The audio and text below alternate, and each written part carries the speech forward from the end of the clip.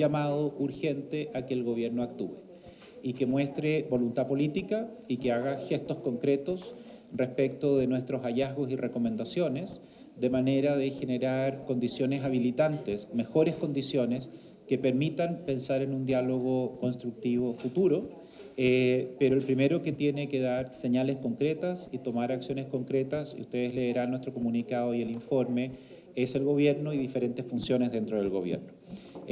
La ministra de Derechos Humanos, la secretaria de Derechos Humanos, ha comprometido de su parte la voluntad política de actuar y actuar en función de nuestro informe. Y por lo tanto eso es un primer elemento que quisiéramos destacar y obviamente esperamos que eso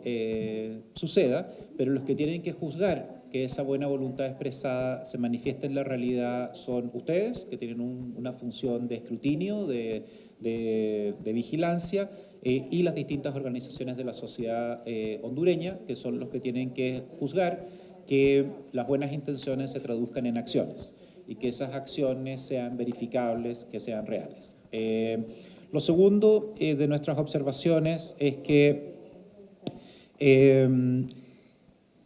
es el mensaje respecto de comunidades afectadas y grupos vulnerables. Nuevamente, el gobierno es el que debe garantizar que todos los proyectos de inversión y todos los proyectos de desarrollo en el país deben tener en el centro el respeto por los derechos humanos y la protección de los derechos humanos, especialmente de las personas más vulnerables. Por supuesto, dentro de ellos los indígenas, pero no solo los indígenas, trabajadores de cualquier naturaleza, comunidad de cualquier naturaleza, merecen el mismo respeto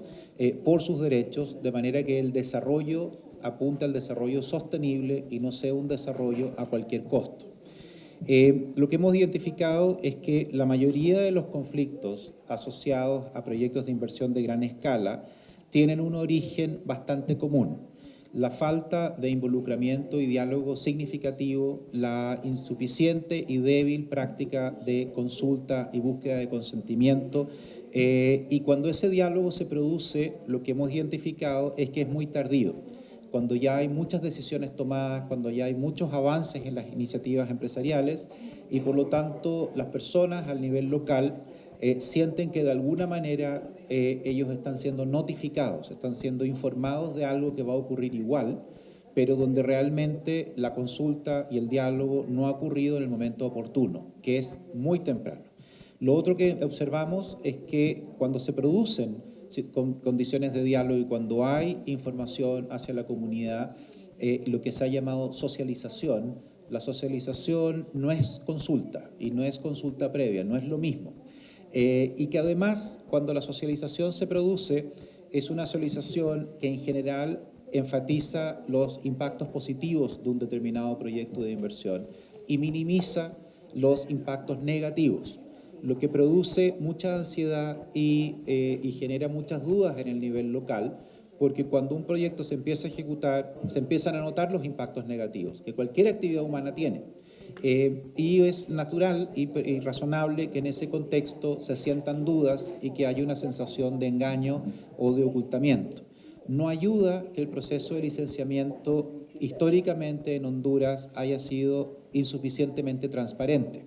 y que el proceso no esté en el dominio público de fácil acceso y que cada etapa de un proceso de licenciamiento cuente con todos los resguardos necesarios, poniendo en el centro primero a los hondureños y las personas más vulnerables dentro de ellos y el medio ambiente. Y también en ese sentido nos alegran algunos pasos que está dando el gobierno de separar funciones del Ministerio de Medio Ambiente con el Ministerio de Energía o la Secretaría de Energía, de tal modo que quien otorga las licencias no sea el mismo que atrae las inversiones y promueve las inversiones. Eso nos parece que está bien encaminado, pero obviamente hay que ver los resultados una vez que pasen un poco más de tiempo.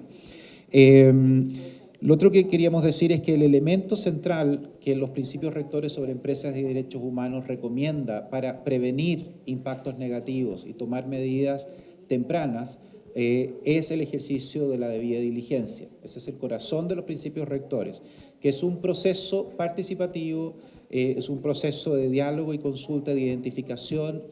de impactos y de evitar y mitigar los impactos negativos de manera transparente, de manera participativa y especialmente enfatizando cuáles son las medidas de mitigación específicas y concretas que la población afectada puede esperar. Eso requiere un cambio de cultura